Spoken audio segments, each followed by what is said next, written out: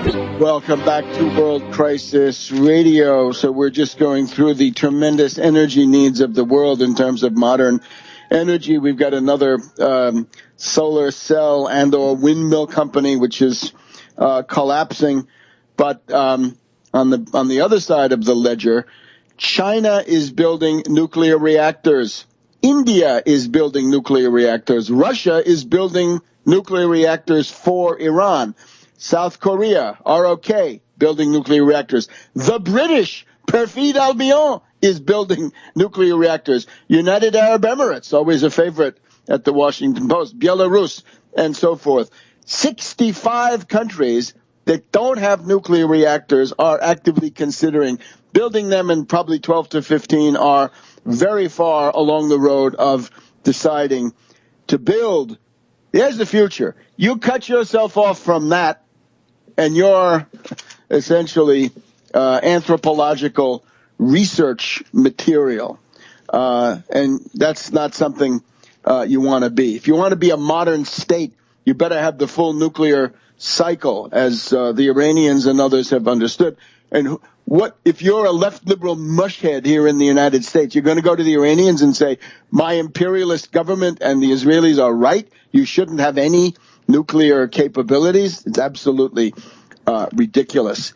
Now, therefore, Obama's deal, this is a marché des dupes, a market of dupes, where the Chinese are duping Obama. Oh, my God. This was set up by Rice, we're told. The German ambassador here is yelling, bravo, chapeau, for Rice and company. And look at this obviously ridiculous, right? The premise is ridiculous in the sense that given the medieval warm period, there is very powerful reason to think that this is not man-made, that it's caused by solar activity, the various maxima and minima of the sunspot cycle and related aspects of solar activity. That's the explanation that appears to me to be most plausible. But now we're told the U.S. has to cut 28% off the 2005 level by 2025. So minus 28% by the U.S. All that has to be done by 2025. And China doesn't have to do anything until 2030 when they have to peak. From that point, they have to go down, but we're not told what. This is what in Central European diplomatic parlance you would call die Vorleistungen, and they're ridiculous. It's a market of dupes. You're going to be left high and dry. It's ridiculous. And, of course, China would have good reason to proceed anyway to replace those coal-fired plants, but they are continuing. Perhaps in a more peaceful world, it would be possible to solve that. But this is obviously a piece of nonsense. Now, Obama, the domestic politics of the U.S., in addition to the attempted Republican and Kerry war coup, call it the McCain-Kerry coup, immigration. Yes, Obama should indeed sign powerful executive orders. Stop deportations.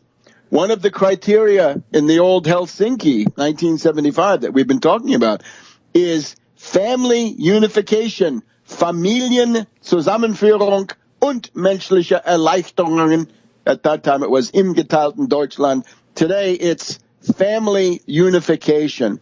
One of the aspects is supposedly that some of the child refugees from Central America that came this year will receive humane treatment. And, of course, once people are here, you cannot deny them health, education, and welfare.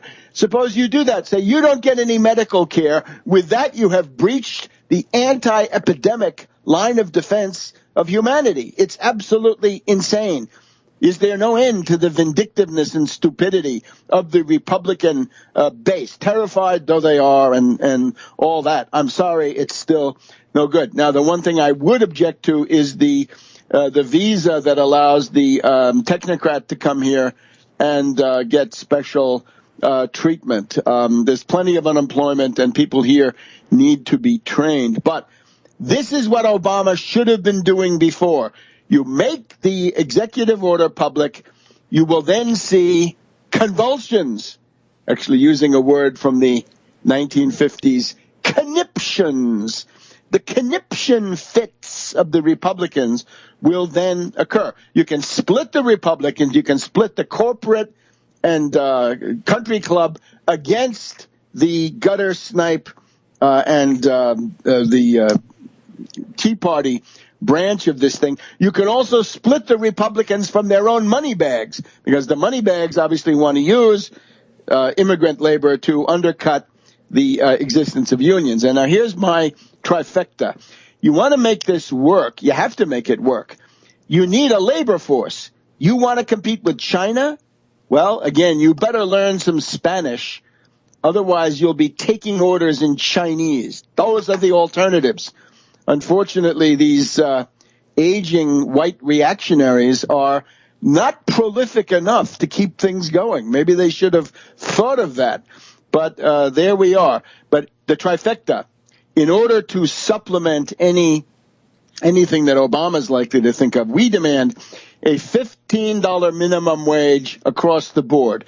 We want a 15% protective tariff, 15-15, and we want to repeal the Taft-Hartley Act so that unions can be readily formed even in southern states and places of this type. So the idea is, yes, indeed, Obama, set up a confrontation with the Republicans, lead them through prepared fields of political fire, and decimate them. Destroy the Republican Party in place. If Obama had been doing that starting in the, let's say, November, December 2012 period, the Republican Party could already be on its way to destruction instead of presiding over this kind of situation. Then, on December 11th, the legislation to fund the government runs out. Will the Republicans, and of course the Tea Party is already screaming that they want it, will they shut down the government and make themselves the object of more hatred, deserved hatred? They are the party of national sabotage. How dare they come forward and say, oh, that's the red flag. Oh, you're going to poison the well. These are the wreckers. These are the saboteurs of the state.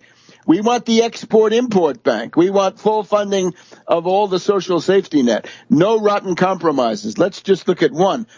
We are told now that the Supreme Court is about to go back to Obamacare and try to use a typo to get rid of it. I warned you, the permanent austerity dictatorship is coming. The Supremes, the Rats Cabal, Roberts, Alito, Thomas, and Scalia are a key part. And in that text, we're told that it depends on this, quote, exchanges established by the state. Well, the state, the state can mean one thing in the U.S., right? The individual states, New York and California and so forth. But the state can also mean the government, as in such expressions as a compelling state interest. That means government in general, or state secrets, secrets of government in general, or state scarlet, and so on down the line. If we read exchanges established by the state, that can mean government at any level. And I'm saying this because we know that Scalia is an exponent of textualism.